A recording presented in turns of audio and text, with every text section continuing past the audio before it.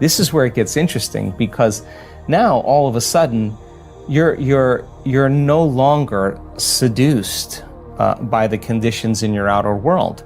In fact, you're seeing the hidden meaning behind everything because you're viewing it from a greater level of consciousness. Right. So sitting in the fire of your guilt, sitting in the fire of your pain, and knowing what to do when that happens, and teaching people that as they begin to lower the volume to those emotions, as they begin to self-regulate, that's the greatest challenge they have in their lives. I mean, people say to me, what do you do in the morning? Well, 2 hours in the morning, that's a lot of time. Well, if I can overcome myself at the beginning of the day, the rest of my day is easy, because my brain waves are just right. I don't have to work as hard. Yeah, my body's a little fatigued, but I'm between worlds.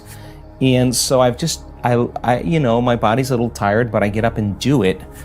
And to me, I allow for 2 hours. Sometimes I can nail it in 45 minutes or an hour, and sure, I'm done. Other times, I'm on the wrong time zone. I have meetings all day long. I got a lot going on, and I'm just not going to fall prey to that common state of thinking. It's the work that we do. It's the work that we do. And the first part in truly creating a new personal reality is overcoming your present personality.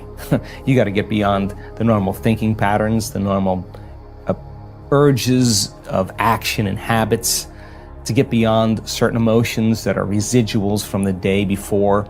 That's the work right there. That's the part you have to overcome. So some days you just kind of slip in and it's magic because you've been practicing, like having a great golf game or a great tennis game or a great run or a great session of knitting. You're in your groove. Other days you got to work a little bit more for it. And for me, what I've learned is those hard days, the days that are the most challenging, are always the most rewarding, because now you're uncompromising to an outcome.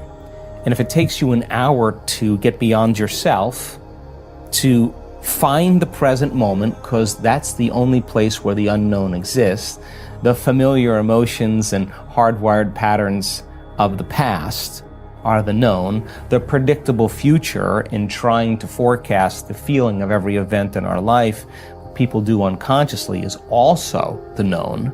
There's only one place where the unknown exists, and that's the present moment. You call it the generous present moment. Yeah, and I've just done it enough times, and there are plenty of people in our work that have done it enough times to know when you're there and when you're not. Okay. And when you're not, it's very obvious because you've been there enough times. So present. It's just like hitting a tennis ball in a sweet spot. You lock into something and that wholeness starts to happen, and now you're no longer creating from polarity or duality or opposites. People they create when they see they don't have something.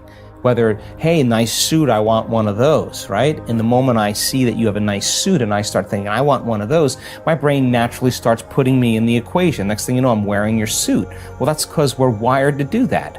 So then we have this natural ability to create. The problem is after you imagine that, you open your eyes and you don't have it, people experience more lack. Well, we're not that good yet.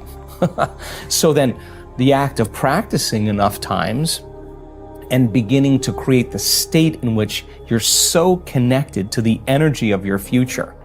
Now think about this. You're so connected to the energy of your future, you're no longer looking for it or waiting for it. You feel like it's already happened.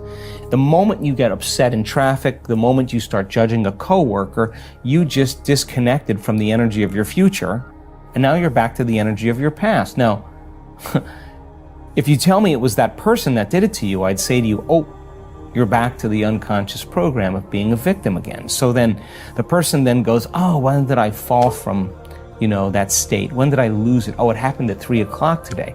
The next time that happens, what can I do differently? Now the person's moving through their challenges in their life with coherence, with rhythm. They're starting to begin to make strides, and that they're no longer knee-jerking.